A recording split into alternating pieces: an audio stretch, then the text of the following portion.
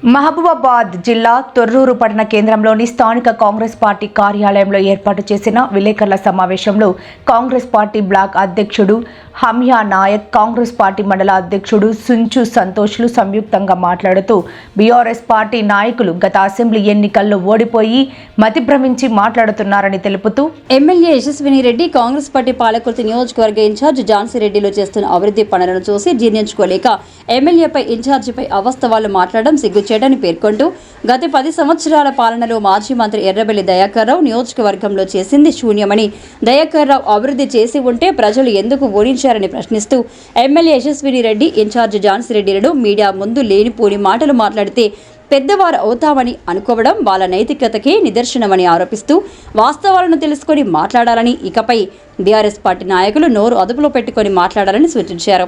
ఈ కార్యక్రమంలో వివిధ మండలంలో చెందిన కాంగ్రెస్ పార్టీ సీనియర్ నాయకులు, గ్రామ పార్టీ అధ్యక్షులు, మహిళా నాయకురాలు, కార్యకర్తలు తదితరులు పాల్గొన్నారు. కాంగ్రెస్ పార్టీ కార్యకర్తలందరికీ పేరు పేరున ధన్యవాదాలు. మరి నిన్న బీఆర్ఎస్ నాయకులు చాలా ఓవర్గా మాట్లాడటం జరిగింది పత్రికా చోదరుల కాడ. మరి మీరు ఒక్కసారి అర్థం చేసుకోండి. ఫస్ట్ ఒక పాయింట్కి వద్దాం. రైతుల గురించి అని చెప్పారు. మరి రైతుల గురించి మీకు ఎంత చిత్తశుద్ధి ఉన్నదో ఒక్కసారి గమనించండి. మరి ఇక్కడ నుంచి ఖమ్మంలో రైతులు గిట్టుబాటు ధరలు కావాలంటే గిట్టుబాటు ధర అడిగినందుకే రైతులను కొట్టుకుంటూ బేడీలు వేసుకొని జైల్లోకి పోయిన ప్రభుత్వం ఇది.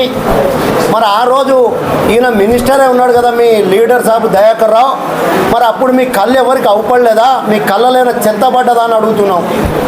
రైతుల గురించి మాట్లాడే అర్హత మీకు ఎక్కడైనా ఉన్నదా అని అడుగుతున్నాం. జూన్ 20 తారీఖు రోజు వాన పడితే కేశాపురం గ్రామంలో తొర్రూరులో సోమవారంకుట తండలో ఒడ్లు కొట్టుకోపోయిన వానలు వచ్చి, అయినా కానీ అప్పటికి కాంటాలు కాలే మీ ప్రభుత్వంలో. ఒక్కొక్క మిల్లరు బత్తకు 2 కిలోలు 3 కిలోలు కట్ చేస్తుంటే రైతులు పోని మొత్తుకున్న దాఖలాలు ఉన్నాయి. మరి అప్పుడు ఎటుపోయిన మినిస్టరే కదా, ఎందుకు రైతులను ఆదుకోలేదని అడుగుతున్నాం. ఇవాళ మీరున్నప్పుడు కాళేశ్వరం తోటే పండింది పంటలని గొప్పలు చెప్పుకున్నారే. నీ కాళేశ్వరం నీళ్ళు వాడలే. అప్పుడు 1,00,000 బత్తాలు అయితే ఇవాళ 1,50,000 బత్తాలు ఎక్కడికి వచ్చింది. అనేకమైన పంట పెరిగి వచ్చింది. నువ్వు కొన్నదానికంటే ఇప్పటికే డబల్ కొనడం జరిగింది మా ప్రభుత్వం. అయినా ఇంకా ఉన్నాయి. చివరి గింజ దాకా కూడా రేపో మాపో కాబోతుంది. రైతులు ఆనందంతో ఉన్నారు. రైతులకు 3 రోజులకు 4 రోజులకే డబ్బులు పడుతున్నాయి. అదేవిధంగా బోనస్ అని కూడా అప్పుడే పడుతుంది. మరి ఒక రైతు ఒక 100 క్వింటాలు కాంటా పెడితే 50,000 రూపాయలు తన జేబులో పెట్టినట్టు ఇచ్చే ప్రభుత్వం కాంగ్రెస్ ప్రభుత్వం. మరి ఆ రోజు మీకు ఈ రైతులు యాదికి రాలేదా? మరి కొద్దిగా మాట్లాడుతున్నా సిగ్గు జ్ఞానం ఏమైనా ఉన్నదా మీ నాయకులకు కానీ మీకు కానీ? మరి ఇంటి తగాద అన్నారు. ఇంటి తగాదకు పోతే ఈ పాలకుర్తి నియోజకవర్గంలో 2,50,000 ఓట్లు ఉన్నాయి. ఇంటి తగు ఎవరు కళ్ళలు పట్టుకొని కొట్టుకున్నారో ఒక్కసారి గమనించండి. అది ఇప్పితే ఇంకా ఆపుతాను. ఉంటాయి చిన్న తగులు. ఏ రోజున అయ్య కొడుకులో చిన్న కుటుంబంలో చిన్న సమస్యలు వస్తాయి. అది మీకు ఎవరైనా ఫిర్యాదు.